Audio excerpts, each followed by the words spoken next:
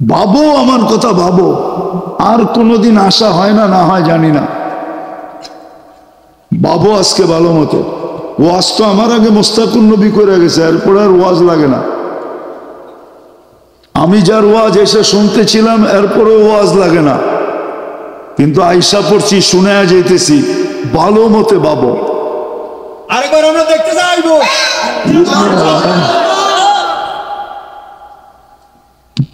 ভাবো, ভালো মতে ভাবো। কালকে এই চেহারাটা মোহাম্মদুর রসুল্লাহকে কেমনে দেখাবো? উনি তো কিয়ামতের রাজা, আল্লাহ মালিক বটে, রাজা। উনি রাজা কি? রাজা মোহাম্মদুর সাল্লাল্লাহু।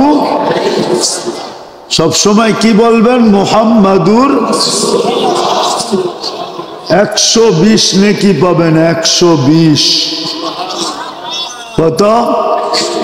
আর যতটি বলেন নেকি পাইবেন কি পাইবেন না আমি জানি না, ওটা ওলামারা ফতোয়া দিবে, পাবে কি পাবে না। হযরত মুহাম্মদ সাল্লাল্লাহু আলাইহি ওয়াসাল্লাম নেকি কতটুক পাবেন এটা অন্য হুজুররা ফতোয়া দিবে, কিন্তু আমারটা দিয়া গেলাম মুহাম্মাদুর 120 নেকি। কত?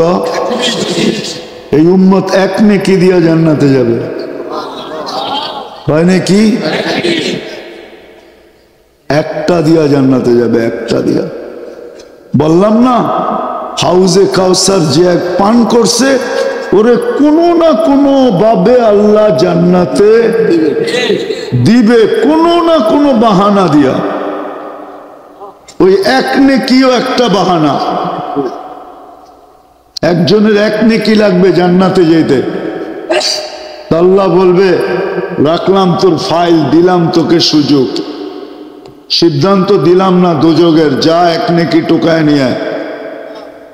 তো কিয়ামতের মাঠে সমস্ত আপনজনের কাছে যাবে, কেউ নেকি দিবে না। নৈরাশ হয়ে চলে আসবে, ভাববে দোজখ অবধারিত।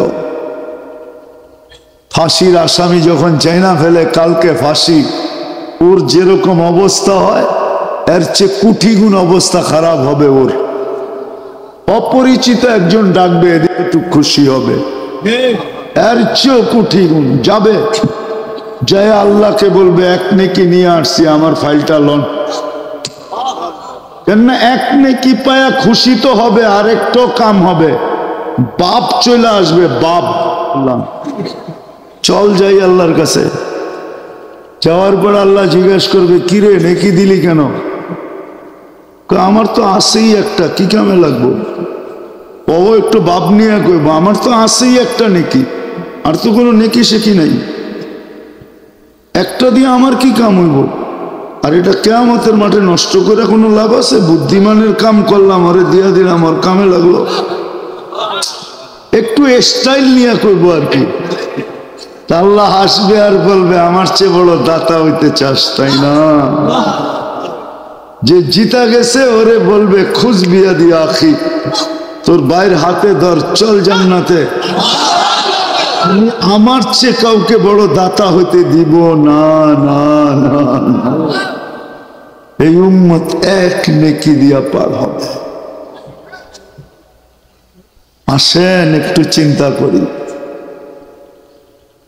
হায় মনোহরগঞ্জের মানুষ, একটু চিন্তা করি। নুন কতটুকু খাইলাম, গুণ কতটুকু গাইলাম, কালকে এই চেহারাটা কেমনে দেখাবো? আমি যতটুক বুঝাইছি, বুঝের হইলে এতটুক যথেষ্ট, এতটুক যথেষ্ট। একটা কিস্সা দেই, হাদিস থেকে কাহিনী। বনি ইসরাইলের এক বদমাস ছিল কিফিল, ডেলি ব্যভিচারের পিছনে বর্তমান টাকায় 50 থেকে 60 লক্ষ টাকা খরচ করত। একদিন রাত্রে এক মেয়েকে ধরে নিয়ে আইসা কামরায় দিয়া বলতেছে, তুই অপেক্ষা কর, আমি প্রস্তুতি নিয়ে আসতেছি।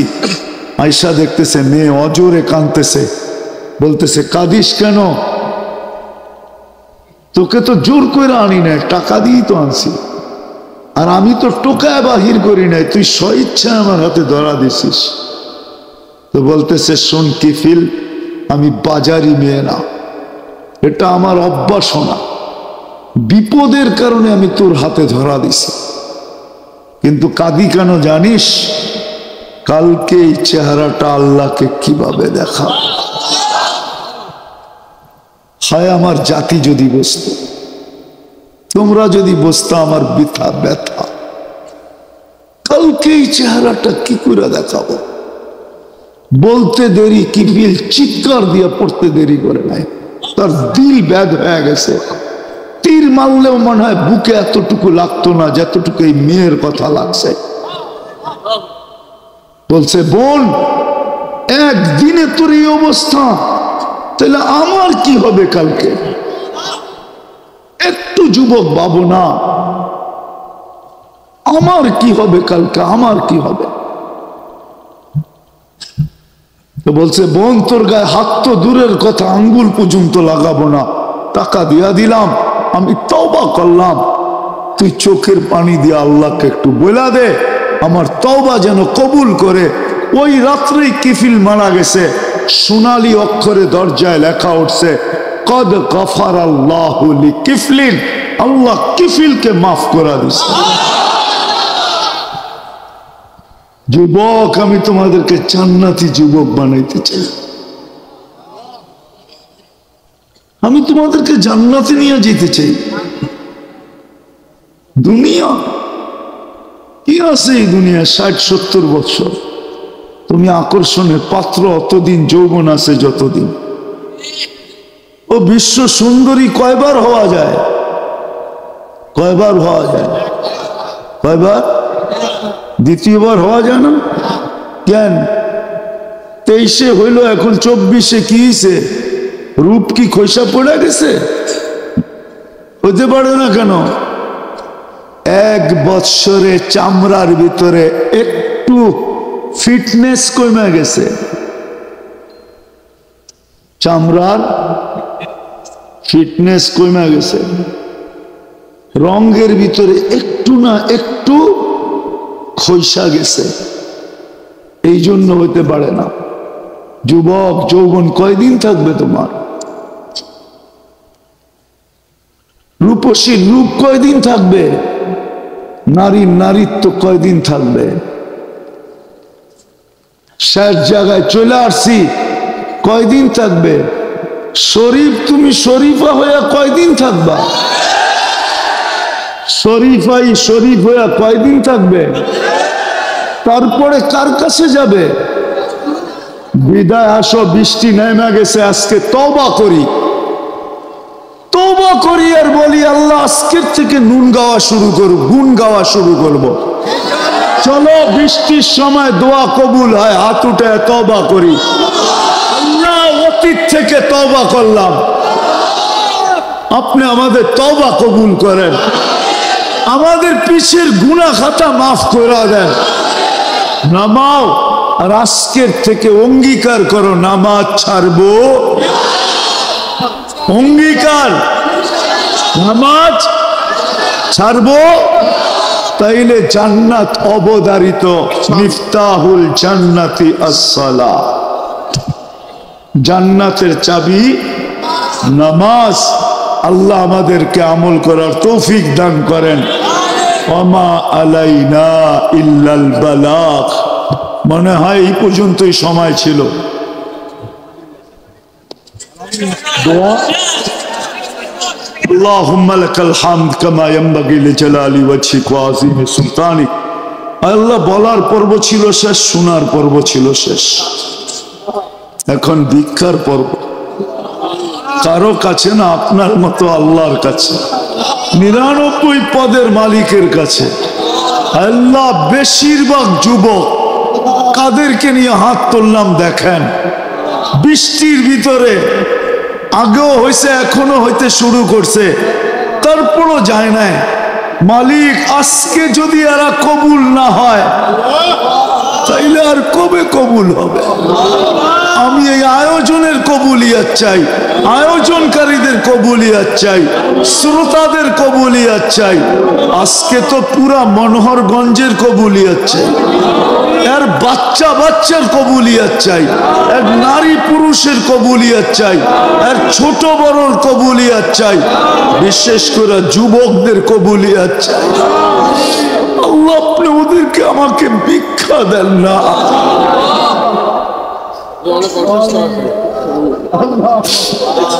যুবকদেরকে ভিক্ষা দেন না, যেমন কবুল করেন জান্নাতি যুবক হিসেবে কবুল, আর গান্দা জিনিসের দিকে রেখেন না। এদের তওবাকে কবুল করেন, এদের অঙ্গীকারকে কবুল করেন, আল্লাহ মাদ্রাসাকে কবুল করেন, এর ছাত্রদেরকে কবুল করেন, এর ওস্তাদদেরকে কবুল করেন, এর প্রতিষ্ঠাতাদেরকে কবুল করেন। শুধু কবুল না, এর সমস্ত প্রয়োজন খাজানায় গায়েব থেকে পুরা করেন। আয় আল্লাহ, যার যে পেরেশানি আছে দূর করে দেন, প্রয়োজন আছে মিটা দেন, অসুস্থ আছে শেফায়ে কামেলা আজেলা দায়েমা মুস্তামিররা নসিব করেন। জটিল রোগ থেকে আমাদেরকে সুরক্ষিত করেন।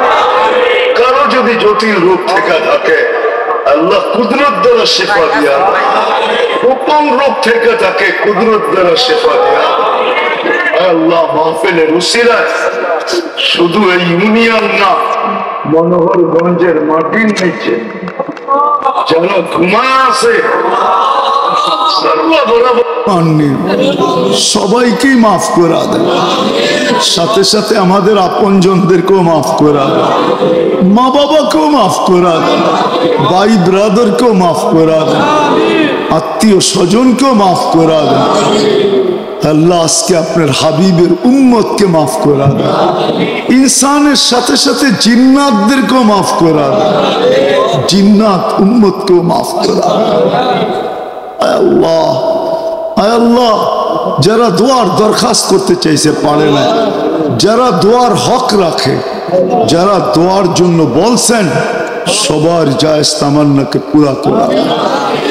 আল্লাহ আমাদের ইজতেমা চলমান, আল্লাহ সমস্ত আফাত থেকে হেফাজত করে, বৃষ্টি বাদল থেকে হেফাজত করে, আপনি আমাদেরকে পরীক্ষায় ফেলান,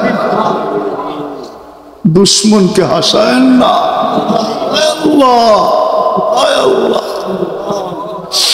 সর্বশেষ আল্লাহ ফিলিস্তিন, ফিলিস্তিন, ফিলিস্তিন, আপনি ফিলিস্তিনকে জয়যুক্ত করা দেন,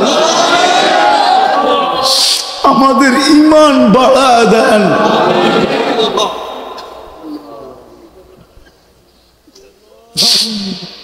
আর মৃত্যু দেখতে মন চায় না মালিক, মালিক আপনি মারেন মারেন, কাটেন কাটেন, কিন্তু আপনি দুশ্মনের হাত দিয়ে আর মার খাওয়ায়, আপনি আমাদেরকে শাস্তি দেন দেন। আমরা আপনার বান্দা, আপনার হাবিবের উম্মত, আপনি কাটলেও কিছু বলবো না, মারলেও কিছু বলবো না। আল্লাহ যেই শাস্তি দেন দেন, কিন্তু দুশ্মনের হাতে আমাদেরকে মার খাওয়ান, আমাদেরকে লজ্জিত করেন না, দুশ্মনের হাতে আমাদেরকে লজ্জিত করেন। ইহুদি নাসারা আর দোসরদের হাতে আর আমাদেরকে মার খাওয়ায়।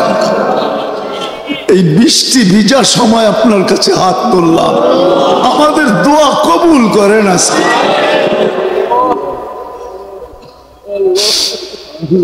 আবারও বলতেছি, আল্লাহ যুবকদেরকে দিনদার বানায়, ইসলামের সৈনিক বানায়, আপনার আর আপনার হাবিবের দেওয়ানা বানায় দেন। ওয়াসাল্লাল্লাহু তাআলা আলা খায়রি খালকি মুহাম্মাদি ওয়া আলিহি ওয়া সাহবিহি আজমাইন বিরহমাতিকা ইয়া আরহামার রাহিমিন।